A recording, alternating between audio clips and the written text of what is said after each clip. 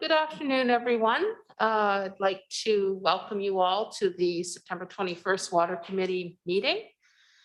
And I'd like to first acknowledge that we are on the unceded traditional territory of Comox First Nation. And of course, we're all coming down from a high from an exciting morning at the water treatment plant grand opening. Public will hear more about that as press releases and things come out, and all of our wonderful directors post their complimentary photos on social media. So we will start with Director Arbor has a new business item that he wants to introduce that we'll take a look at and decide where it's going to go. So if you'd like to go ahead, Director Arbor.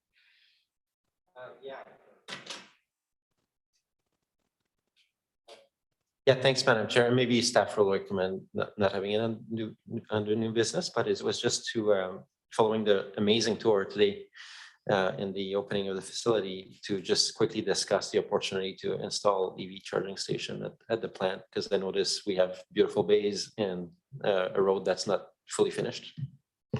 Okay, I think we'll consider that as a late item then. So we'll just take a vote to see if we'd like to accept that later on in the agenda. Is there anyone opposed to including that as a late item? Doesn't appear so. So we'll bring that up later on. Thank you, Director Arbor. Okay, so we've got the management report. So thank you. So we've got Hamir and Cole Hamilton. And are there any questions or discussion on the management report? Seeing none, is there anyone opposed to receipt? Okay, that's carried. The next item is the Comox Valley Water Management Advisory Committee report. Thank you. Hillian and Grant, are there any questions or discussion on the advisory committee report? Seeing none, is there anyone opposed to receipt? Seeing none, that's carried. Okay. We're on to the Comox Lake turbidity model. And there is a recommendation later, but if we could have a motion for receipt of the report.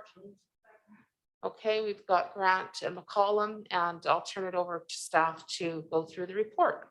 Thank you very much, Chair and Directors. Chris LaRose is here to present this report and the recommendation and to answer any of your questions.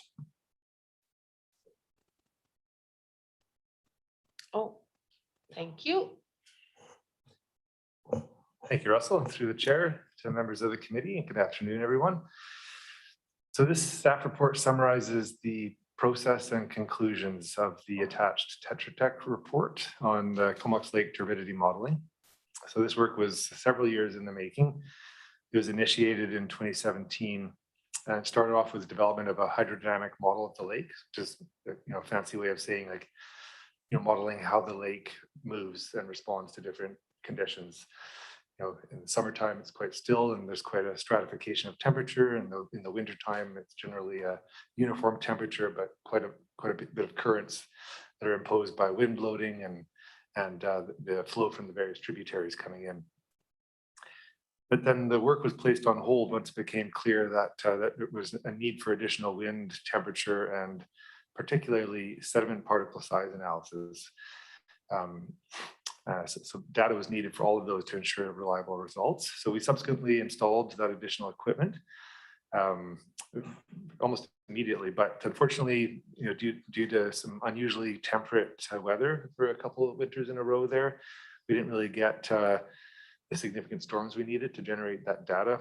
And then there was also a couple of equipment malfunctions. It ended up taking us 2 subsequent winters to get the desired data. So in 2020, the data was finally handed over to Tetra Tech, and they subsequently updated their modeling and then drafted the report that's attached here. So the 2 key objectives of the study were to assess the respective contributions of each of the tributaries in terms of the turbidity that we see at our drinking water intake. So that was the first one. And then the second one was to estimate the extent of turbidity account that is predicted or modeled to be experienced at the old deep water intake location, where we've been monitoring the water quality for almost 8 years now. We built a very significant data set there, compared to the new intake location where we've actually installed it. So further to the first objective, so to rank the tributaries by turbidity impact, Tetra Tech first had to develop a turbidity model for the watershed. And then get it to the point where it could replicate as closely as possible the actual observed turbidity that we measure with our continuous monitoring stations throughout the watershed. And they were actually able to do that to a surprisingly accurate extent. And that, as an aside, that the model that was developed for this work is a significant deliverable in its own right, and we're very likely to use it for other work moving into the future. So combining the hydrodynamic model with the turbidity model, Tetra Tech generated the attached report. So the key conclusions are that, while Perseverance Creek is significantly smaller than the Crookshank, it delivers significantly more sediment into the lake. And then because it's so much closer to the drinking water intake, and because the type of sediment that's coming down that tributary is so much smaller, so it's more on the clay spectrum rather than sand, for both those reasons, they conclude that the turbidity from Perseverance represents between 97 and 99% of the turbidity that's actually being drawn into our intake, which is a pretty significant result. Further to the second objective, they conclude that the shift from the deep water intake location to the near shore intake that we've installed is likely to result in turbidity that's 2 to 4 times higher than what we would have seen at the deep water intake location. But to put your minds at ease, the new water treatment plant is designed to easily treat even that higher level of turbidity that they're predicting will be seen at the new intake location.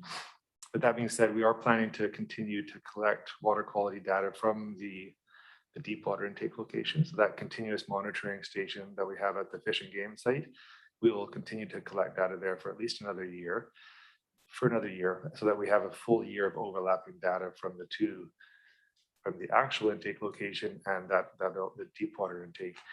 And that will help us, as we move into the future, assess the needs, to assess if there is any case to consider an extension of the intake location. But at this point, we really don't think that that will be necessary.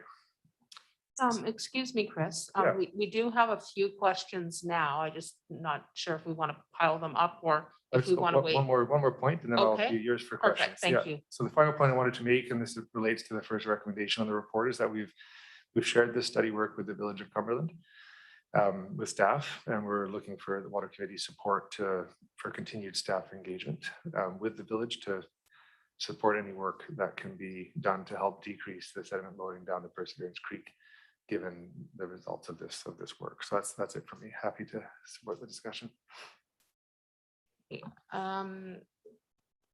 Director Hamir. Thanks, Chair, and thanks so much, Chris, for this. Actually, my question relates to the very last comment that you made about working with the village around maybe more of a prevention of turbidity. Would you be able to elaborate a bit more on what kind of activities you're thinking, or what are staff thinking in that area? In terms of opportunities for reducing the, Yeah. So I mean, the big one would be in some way working to reduce the flows down the spillway channel, which we've definitively traced as the source of the bulk of that clay material that comes down in the creek flow. So from our understanding, the village does have a concept developed for improvements to the pond number 2 dam. That would result in a significant reduction in the flow down the spillway. That it is kind of ready for use in grant application. So that would be so working to help support the village in grant applications to help fund improvements to that pond too would have a direct and beneficial impact to the amount of sediment coming down Perseverance Creek. So that's a big one, and we're certainly open to other opportunities. Could I have a subsequent? Thanks, Chair. I'm wondering, Chris, if you've been made aware of potential further logging around the Perseverance Creek area. I was made aware that there's a 5-acre hectare parcel, I believe, next to the parcel that we helped to purchase with a very steep slope, and that Mosaic had considered logging it this year when lumber prices were quite high. I don't know if staff were aware that this was happening, or if anyone was in touch with you. Have you been involved in any of those discussions? Not directly, but I am aware. I think you're speaking about the parcel that's upstream from Allen Lake. So I do know that that the village has been in conversations with Mosaic and the Cumberland Community Forest Society about those plans, but I don't know the nature of those conversations. But I understand that potentially there's an update coming on that soon. But I have not been directly involved in that. Okay, thank you. Okay, thank you. Moving on to Director Grant. Thank you. Just in reading this report and knowing the history of all of this, it seems like there's a party missing in the options, and that would be the province. I notice you've got Cumberland in there and you've got CDRD, but the province gave approval for that dam back in about 1970 something. And ultimately that led to the failure up in Perseverance Creek, which is still causing the problem. And I noticed that they're not a part of this in any way. And I think that they're quite liable for some of the issues that we're having with that. And especially when you're seeing that 36% of the turbidity is coming from that creek, that's significant. So I think that they need to be held accountable on this. Secondly, is all this turbidity that's coming down, is that going to cause us more maintenance at the plant, and is it going to shorten the lifespan, or what's the cost to us after putting this plant in? Sure. So absolutely. The more turbidity that the plant needs to filter out and manage, the higher the operational cost. The reality is that a significant portion of the plant costs are fixed and not variable with respect to turbidity, and then a certain part of it is. So, over the next year, as we become more familiar with our infrastructure and experience some of these turbidity spikes firsthand, we'll have a better grasp on what those operational cost impacts might be. But therefore additional chemicals, for a coagulant, the turbidity goes up, our coagulant dosing increases, our cost of running the pumps and the screw press for handling the solid residuals increases. But as a total fraction of the operational cost for the whole infrastructure, is probably fairly minor. But we'll have a much better grasp of that after our first year of operating the facility. As I mentioned earlier in the presentation there, we're very confident that the predicted levels of turbidity at the new location can be handled by the facility. But we have made provision for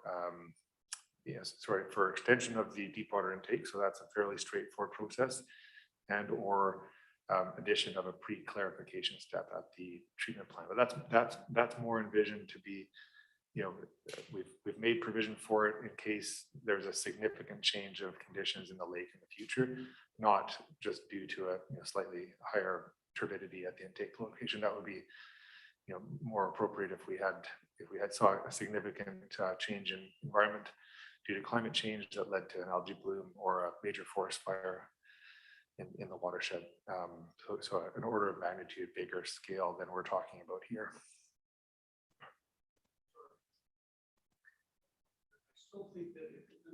Mitigation, or if there's going to be mitigation done up in Perseverance Creek to stop some of the flow, that the province should be involved in this.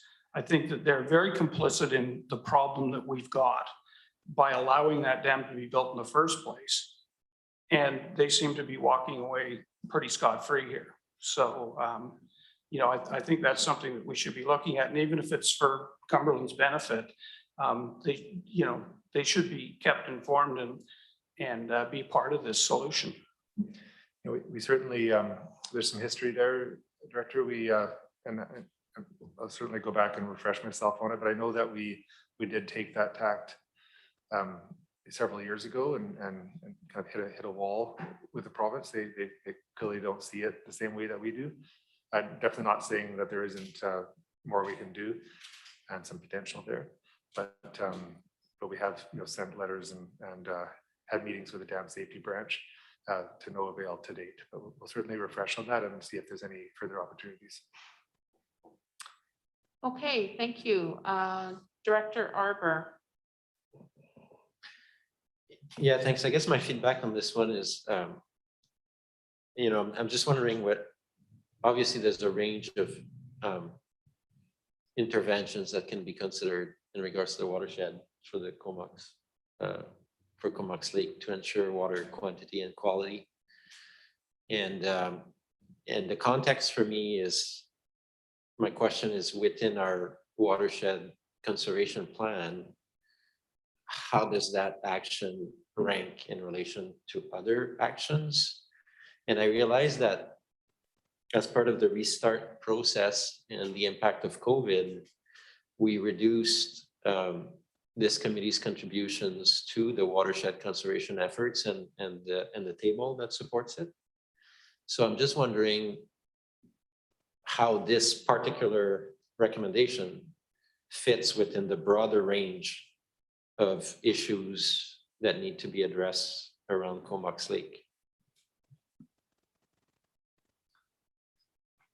So I think what you're referring to is the decrease so we did, as part of the COVID renewal plan, reduce the annual budget for the watershed protection plan, but it was limited in large part to the Connected by Water campaign.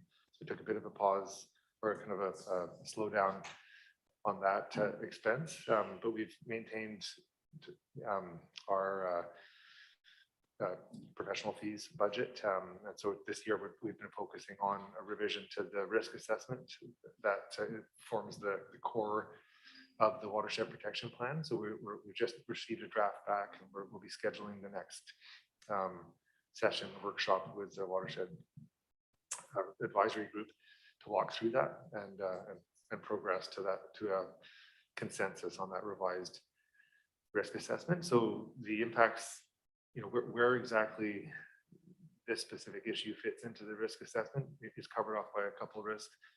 It's one related to forestry and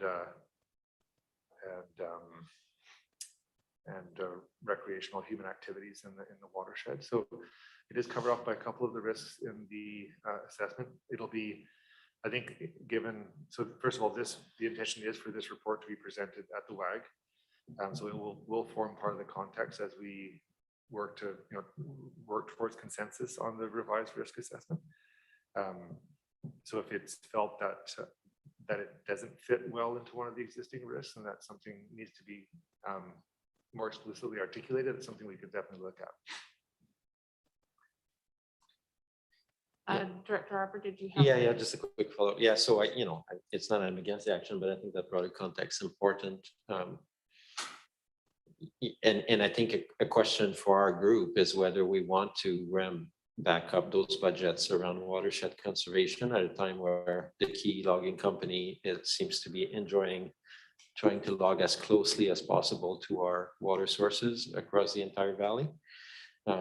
So I think it may be worthwhile to increase our public engagement around that round table rather than the reverse and just rely on what we did during the restart, which is to try to both save monies and reduce our investment in that process. Now, is it fair to say that a lot of the events around sedimentation, not only in Perseverance Creek, but other creeks and rivers, peak events tend to happen around timing of forestry activities? Would that be a fair statement? No, we certainly, there is not a clear correlation to date, Director. Yeah, it's not something that we've observed. But we hope to work towards the level of monitoring and understanding of the watershed in the future with the continued gathering of our data sets, potentially addition of new instruments, continued with the proper functioning condition assessment program, which we've really just started in the Perseverance Creek. But at this time, we just don't have the data or the study work to support that type of conclusion. Okay, I have a question myself around the piece around Cumberland. I'm wondering in conversations with Cumberland if we know how much money they need, number one, and how much confidence, if they were to receive grants to do the work, how much confidence there is that it would resolve the issue. It sounded like it would. I guess I'm just curious about that process and how we can maybe bolster our support for them if that seems like a reasonable solution. My recollection is that, or the latest was that I understood was that it was a $3.2 million upgrade that may have escalated or inflated since I was last discussing with village staff, but that was my last recollection. And then in terms of the extent to which it would address the issue, my understanding was that it would significantly reduce the flow down the spillway, but not eliminate it. It would still be, the spillway would still be used in really peak wet weather events to prevent overtopping of the dam, but that effectively the dam would be lowered so that more flow is directed down Cumberland Creek, and that it would only be directed down the spillway in extreme circumstances. So like an 80 or 90% reduction in flows down the spillway. So it would have it sounds like it would have a significant improvement on water quality. But I think that's further to the recommendation that we pick this back up with village staff now that we have this the outcome from this report. I think we can really dig into that and get better answers after we work with the village staff. And I guess I'm thinking, obviously, this is discussed at water management meetings and all the different advisory groups, but I'm wondering if having a more kind of layered strategic approach, like including some of the things that the directors have said today, it's kind of a multifaceted problem, and maybe it needs something that is specific to this issue. And I'm just putting it out there. So we'll go to Director Hillian. Thanks. Okay. Thank you, Chair. I just wanted to pick up on Director Grant's point from earlier on about approaching the province. And I'm curious whether the previous approaches that were referred to as having hit a wall were at the staff level, or if that also included at the political level. And it may be something that we want to consider a political approach on. So my recollection, and maybe ask Russell to step in if he recollects, was that it was at the staff level. I'm not aware of that it had been escalated to the political level. I think my recollection is over the last 4 years, our focus has been the water treatment plant as the first and foremost priority, and much of the work probably was done before I got here. And certainly there is another player in this too, and that is Mosaic. So I think if the board provides this recommendation in this direction, we will work with the Village of Cumberland staff and look at the full potential of partnerships to come to the table and address these situations, not leave any stone unturned, and come up with a strategy that will include both staff and political engagement. Yes, thanks. I just I'm concerned if there was an acknowledgement in the past that warranted staff working on this with the province, and if a wall was hit, that taking it up at the political level with representations directly to government would make sense. Thanks. Okay, thank you. We have Director Grieve on the line. Go ahead, Director Grieve. Thank you, Madam Chair. You know, I really don't want to rain on everybody's parade today. We had a really nice time up at the new water treatment plant. But just being the devil's advocate, I would think that this report confirms a lot of the fears that were expressed years ago when we started taking the path towards water treatment. We went from having a filtration deferral to the turbidity events that were catastrophic by nature. And we were told that, oh, well, it's just one of many streams. And now we find out is by far and away the biggest issue was Perseverance Creek. We talked about a deep water intake and we were told, oh, but the particulates transcend the entire water column all the way up and down. Now we find out maybe that's not necessarily so. We've spent $130 million to get there.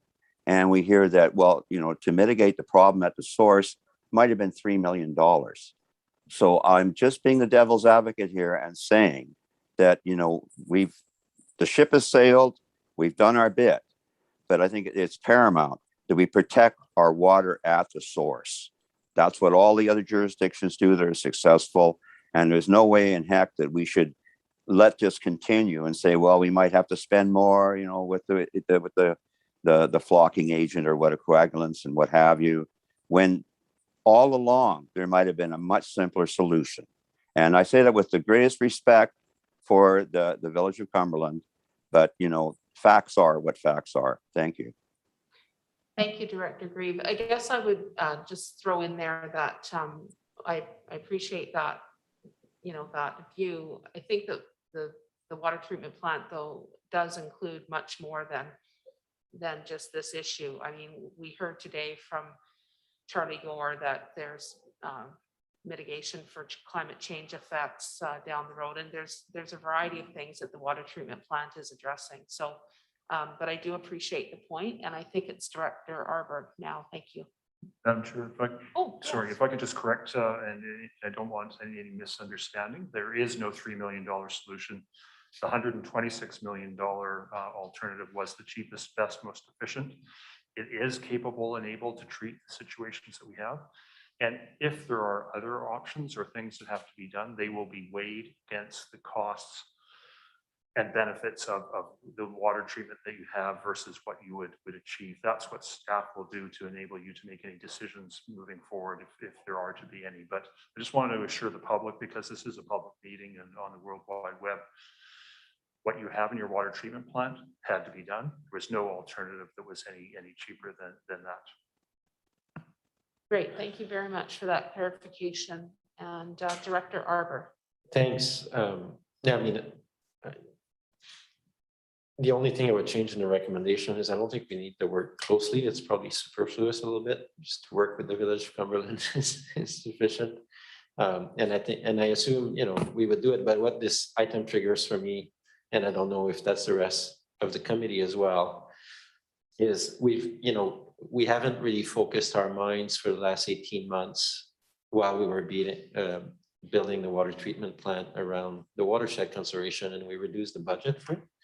So it may be good at our next meeting or in the near future to refresh the committee's understanding of watershed conservation plan and what does it look like in a post-water treatment completion world.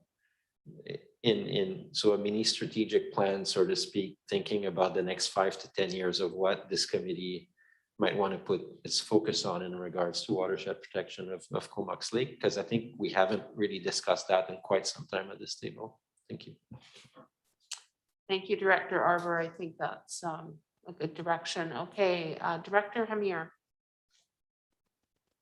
Thanks, Chair. And I know staff alluded to this, but I'm just wondering the recommendation, if we can ask or if we can add, you know, the term "and other partners" after the village of Cumberland. I know they're probably the key one, but I'm just wanting to make sure that we, you know, clearly state that we do want staff to be working with other partners, province, Cumberland Forest Society, all of the groups that would be included. Thank you. I think when we get to the recommendation, someone could could make some of those additions, thanks. I don't see anyone else at the mic, and I don't see Director Greaves, so we have to vote on receipt first. So is there anyone opposed to receipt? Seeing nobody, that's carried. And Director Arbor. No, I'm sorry.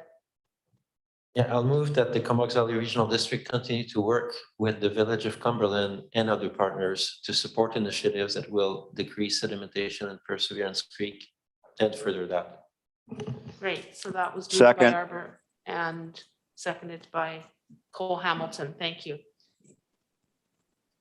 So we'll vote on this one. All in favor of this recommendation? Great, that's carried. Thank you very much. Okay, so we'll go on to Director Arbor's late item. If you'd like to just introduce that, and then we'll see where we go from there. Thank you. Thank you. I had forgotten about it already. So I, I just like to again congratulate the staff and all the teams for the amazing opening today. I think we can celebrate obviously the water treatment plant itself, but the event itself was pretty fantastic, I felt, and very well put together.